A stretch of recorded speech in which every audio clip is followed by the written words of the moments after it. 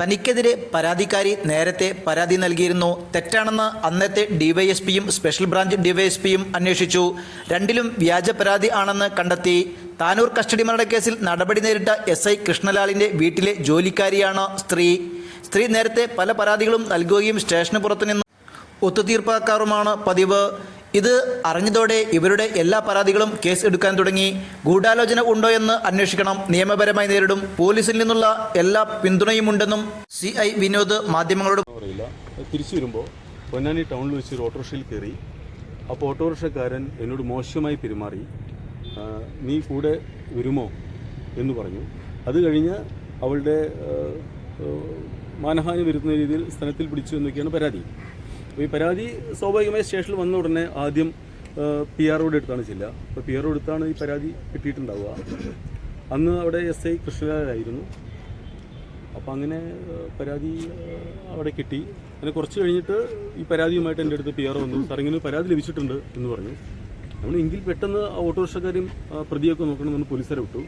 അവർ പോയി ഓട്ടോറിക്ഷ രാത്രി കണ്ടെത്താൻ പറ്റിയിട്ടില്ല, പ്രതിയെക്കുറിച്ച് നോക്കാം, അന്വേഷിക്കാമെന്ന് പറഞ്ഞു. അങ്ങനെ ചില പോലീസുകാരോട് പറഞ്ഞു, സാറും ശ്രദ്ധിച്ചിട്ട് കേസെടുത്താൽ മതി. കാരണം എന്താണെന്ന് വെച്ചാൽ ഈ സ്ത്രീ ഇങ്ങനെ പലർക്കുമെതിരെ വ്യാജ പരാതികൾ കൊടുത്തിട്ട് പിന്നീട് പുറത്ത് വെച്ച് കോംപ്രമൈസ് ചെയ്തിട്ട് പണം തട്ടുന്ന സ്ത്രീയാണ് എന്ന രീതിയിൽ പറഞ്ഞു. ഓക്കെ, നമുക്ക് വിശദമായി അന്വേഷിക്കാം എന്ന് പറഞ്ഞു. അങ്ങനെ ഇരിക്കെ ഏകദേശം രാത്രി 10 മണിയാകുമ്പോൾ വളരെ വിശ്വസ്തനായ ഒരു വ്യക്തിയുടെ കോൾ എനിക്ക് ലഭിക്കുകയാണ്. സാർ ഒരു കാര്യം മനസ്സിലാക്കണം, സ്റ്റേഷനിൽ ചില ആളുകൾ പരാതിയായിട്ട് വരുമ്പോൾ ചില ഉദ്യോഗസ്ഥർ കേസെടുക്കാതെ പുറത്തുനിന്ന് കോംപ്രമൈസ് ആക്കിയിട്ട് എന്തെങ്കിലും ഒരു എമൗണ്ട് അവർക്ക് വാങ്ങിക്കൊടുത്ത് ബാക്കി തുക ഉദ്യോഗസ്ഥന്മാർ വാങ്ങുന്ന ഒരു പ്രവണതയുണ്ട്. അന്ന് പൊന്നാനി SI ഇപ്പോൾ താനൂർ കേസിൽ സസ്പെൻഷനിലായിട്ടുള്ള കൃഷ്ണലാൽ SI ആയിരുന്നു. അപ്പോൾ ഈ സ്ത്രീ കൃഷ്ണലാലിൻ്റെ അടുത്താണ് പരാതിയിട്ട് വന്നത്. അപ്പോൾ SI പുറത്തുനിന്ന് സംസാരിക്കുന്നുണ്ട്, അതിൽ എന്തോ ഒരു പണം കോംപ്രമൈസ് ആയിട്ടുണ്ട്, അതിൽ കുറേ SIക്കും കിട്ടും. അപ്പോൾ സാർ ഇത് അനുവദിക്കരുത്. ഇങ്ങനെ പരാതി വന്നാൽ ഏത് പ്രവർത്തനമായാലും സാർ അത് കേസെടുക്കണം. കേസെടുത്ത് അയാൾ ജയിലിലടയ്ക്കണം, വണ്ടി പിടിച്ചെടുക്കണം, അതാണ് വേണ്ടത്. അല്ലാതെ കോംപ്രമൈസ് പാടില്ലായിരുന്നു. അതുകൊണ്ട് നിങ്ങൾ വിവരം തന്നതിന് നൽകി. ഒരു CID ഫോണിലേക്ക് രഹസ്യ വിവരം എന്ന് പറഞ്ഞ് പലരും വിവരങ്ങൾ പറയും. അപ്പോൾ ശരി, ഞാനത് കൃത്യമായി നടപടി എടുക്കാൻ തന്നു. രാവിലെ ഞാൻ സ്റ്റേഷനിൽ ചെന്ന ഉടൻ പരാതി എടുത്തു. ഞാൻ പറഞ്ഞു, ഇതിൽ സംസാരം വേണ്ട, വേഗം FIR രജിസ്റ്റർ ചെയ്തു എന്ന് പറഞ്ഞു. ഓട്ടോറിക്ഷക്കാരനെതിരെ FIR രജിസ്റ്റർ ചെയ്തു. ഇതെല്ലാം രേഖകളുള്ളതാണ്. FIR രജിസ്റ്റർ ചെയ്തു. പ്രതിയെ 2 പോലീസുകാരെ മഫ്റ്റിയിൽ വിട്ടേച്ച് പ്രതിയെ പിടിച്ചു കൊണ്ടുവന്ന് അറസ്റ്റ് ചെയ്തു. അവനെ റിമാൻഡ് ചെയ്തു. ഓട്ടോറിക്ഷ കൊണ്ടുവന്നു. ഓട്ടോറിക്ഷ സീസ് ചെയ്ത്, മാസ്റ്റർ പ്രകാരം സീസ് ചെയ്ത് നേരെ ഓട്ടോറിക്ഷ കോടതിക്ക് കൊടുത്തു. ഒരു 10:30 ഈ സ്ത്രീ രണ്ടാമത് ദേഷ്യം പിടിച്ചു വരുന്നുണ്ട്.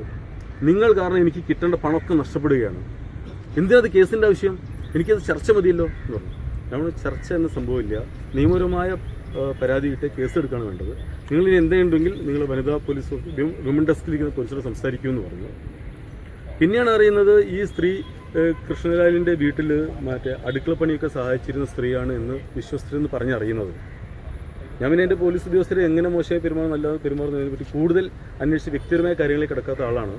അതുകൊണ്ട് തന്നെ അതിനെപ്പറ്റി കൂടുതൽ അന്വേഷിച്ചില്ല. പിന്നീട് കൃഷ്ണലാൽ പൊന്നാനി സ്റ്റേഷനിൽ നിന്ന് ചില വിഷയങ്ങളെ തുടർന്ന് പൊന്നാനി സ്റ്റേഷനിൽ നിന്ന് ഇദ്ദേഹത്തെ ജില്ലാ പോലീസ് മേധാവി ഇതിനെ ഇടപെട്ടിട്ട് ട്രാൻസ്ഫർ ചെയ്തു. ഇദ്ദേഹത്തിനെതിരെ ചില പരാതികളെക്കുറിച്ചും ഞാൻ കൊടുത്ത ചില റിപ്പോർട്ടിനെ ബേസ് ചെയ്തും ട്രാൻസ്ഫർ ചെയ്തു. അങ്ങനെ ഇരിക്കുകയാണ് ഒരു ദിവസം ബെന്നി സാറ് സ്റ്റേഷനിൽ വരുന്നത്. വിനോദിനെതിരെ പരാതി ലഭിച്ചിട്ടുണ്ട്, നിങ്ങൾ ഈ സ്ത്രീയുടെ വീട്ടിൽ പോയിരുന്നോ, നിങ്ങളുമായി ഈ സ്ത്രീ സമ്പർക്കമുണ്ടോ എന്ന് ചോദിച്ചു. അപ്പോൾ ഞാൻ ഏത് സ്ത്രീ എന്ന് ആദ്യം ചോദിച്ചത്. അപ്പോൾ ഈ പരാതിപ്പെട്ട സ്ത്രീയാണ് എന്ന് പറഞ്ഞു.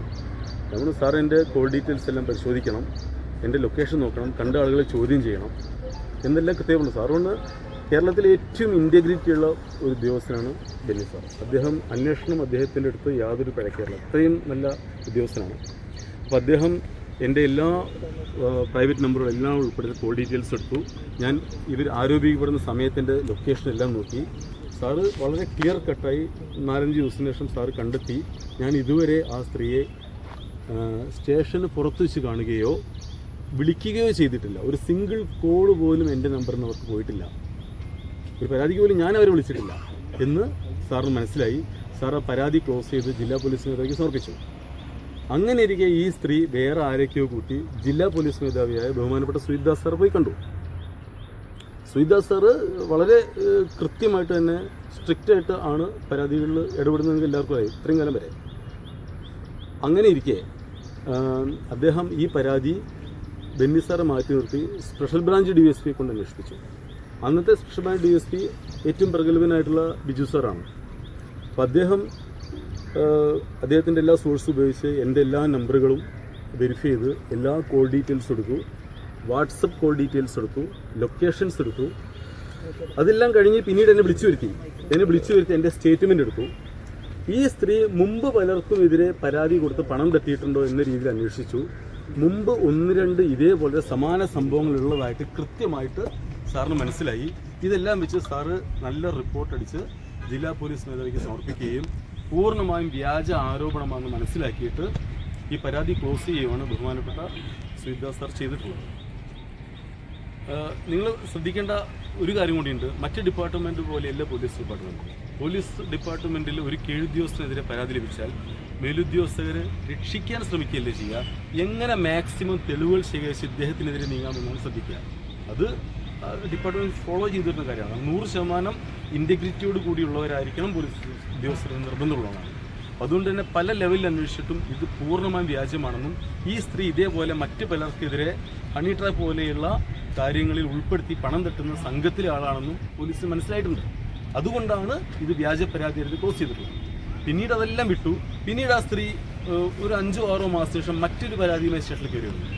അപ്പോൾ ഞാൻ PRO വിളിച്ചു പറഞ്ഞു, ഈ സ്ത്രീയെ സൂക്ഷിക്കണം, ഇവരെന്ത് പരാതി വന്നാലും നിങ്ങൾ സ്വീകരിച്ച് ഉടൻ തന്നെ FIR രജിസ്റ്റർ ചെയ്യുക, അല്ലാതെ എതിർകക്ഷി വിളിച്ച് സംസാരിച്ച് കോംപ്രമൈസ് ഈ സ്റ്റേഷനിൽ വേണ്ട എന്ന് കൃത്യമായി നിർദ്ദേശിച്ചു. ആ കേസ് എടുത്തു എന്ന് എനിക്ക് തോന്നുന്നു. അങ്ങനെ 2 കൊല്ലം മുന്നത്തെ പൂർണ്ണ വിളിക്കുന്നില്ല. അതായത് പിന്നീട് ഞാൻ പറയട്ടെ പ്ലീസ്, ഞാൻ പറയട്ടെ, ഈ പരാതിയൊന്നുമില്ല. പിന്നീട് ആ സ്ത്രീയുടെ കാര്യങ്ങളോ കോംപ്രമൈസോ ഒന്നും സ്റ്റേഷനിൽ നടക്കില്ല എന്ന് മനസ്സിലായി. കൃഷ്ണയിൽ ട്രാൻസ്ഫർ ചെയ്യപ്പെടുകയും ചെയ്തു. പിന്നീട് ആ സ്ത്രീ വന്നിട്ടേയില്ല. ഞാനതെല്ലാം മറന്നുപോയി. ഇന്ന് രാവിലെ ഇരിക്കുമ്പോഴാണ് 9 മണിക്ക് അല്ലെങ്കിൽ 8 മണിക്ക് 9 മണിക്ക് ന്യൂസ് ചാനലിലൊക്കെ ഇങ്ങനെ പേഴ്സണലായിട്ടുള്ള ഫോട്ടോയും എന്തോ പീഡന പരാതി എന്ന് പറഞ്ഞ് കുടുംബാംഗങ്ങളും എല്ലാവരും വിളിക്കുന്നത്. ഞാനൊരു കാര്യം ചെയ്യട്ടെ, നമ്മളെല്ലാവരും മനുഷ്യന്മാരാണ്. ഒരാളെക്കുറിച്ചുള്ള ഒരു പരാതി വന്നാൽ അതിൽ സത്യസന്ധത അന്വേഷിച്ച് കാമുണ്ടോ എന്ന് കണ്ടെത്തിയ ശേഷം അപമാനപ്പെടുത്തുന്ന രീതിയിൽ ഫോട്ടോ കൊടുക്കുക, അല്ലെങ്കിൽ സത്യസന്ധത കൊടുക്കുകയാണെങ്കിൽ പിന്നെ വിശ്വസിക്കാം. യാതൊരുവിധ